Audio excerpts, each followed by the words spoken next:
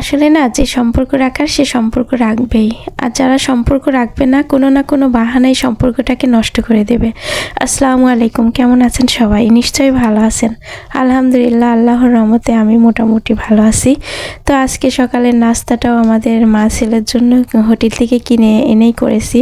কেন জানি আসলেই সুস্থ হতে পারছি না, তো এখানে কিনে এনে দুজনা নাস্তাটা সেরে নিলাম। তো সকালে নাস্তার পরে দেখি গ্রাম থেকে আমাদের জন্য খাবার পাঠাই দিয়েছে আমার বোনের মেয়ে। তো আমি এগুলোর বিষয়ে জানতামই না। তো খাবারগুলো আমার বাসায় পৌঁছানোর পরে আমি জানতে পারি যে সে খাবারগুলো পাঠাই দিয়েছে। তো খাবারগুলো দেখে আমি আর আমার চোখের পানি ধরে রাখতে পারি নাই, যে আমার এতটাই খারাপ লাগছিল, আসলে বলার মতো না। তো ওর যে এতটা বুদ্ধি হয়ে গেছে, ও ছোট মানুষ, যে আন্টি অসুস্থ, আন্টি হয়তো রান্নাবাড়া করতে পারছে না, আন্টিকে কিছুটা খাবার পাঠাই, এটা ভেবে আমাকে খাবার পাঠাই দিয়েছে। তো আজকে খুব বেশি আমার বোনের কথা মনে পড়ছে। তো সে তো গত 5 মাস আমাদের সবাইকে ছেড়ে চলে গেছে।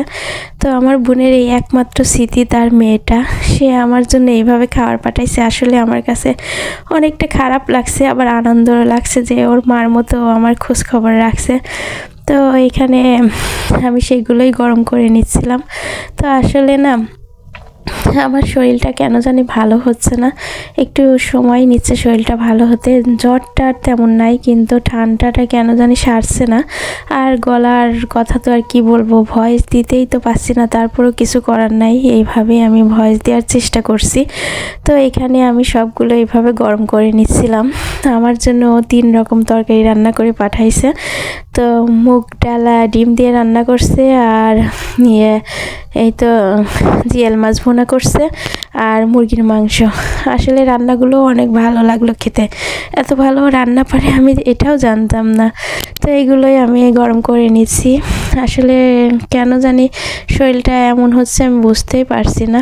তো আমার জন্য একটু সবাই বেশি বেশি করে দোয়া করবেন, তো যাতে আমি একটু ভালো হয়ে যাই। তো এখানে এই তো মুরগির মাংসটাও গরম করে নিচ্ছি, আমাদের আজকে আর কোনো রান্না লাগবে না, এতেই তো আমাদের ভালোভাবে হয়ে যাবে। তো আসলে ও খাবারটা পাঠানোতে আমি অনেকটাই আমার ভালো হলো, যে আমার কোনো রান্না করা লাগলো না। রান্না করতে অনেক সমস্যা হচ্ছে, বিশেষ করে আমার তো ভিডিওতে ভয়েস দিতেই বেশি সমস্যা হচ্ছে, গলার অনেকটাই সমস্যা করছে। তো আজকে এগুলো দিয়েই আমরা খাওয়া দাওয়া করছি। তো আমার জন্য একটু বেশি বেশি সবাই দোয়া করবেন যেন আমি সুস্থ হয়ে যাই। তো সবাই ভালো থাকবেন, সুস্থ থাকবেন, নিরাপদে থাকবেন, আমাদের জন্য দোয়া করবেন। আল্লাহ হাফেজ সবাইকে।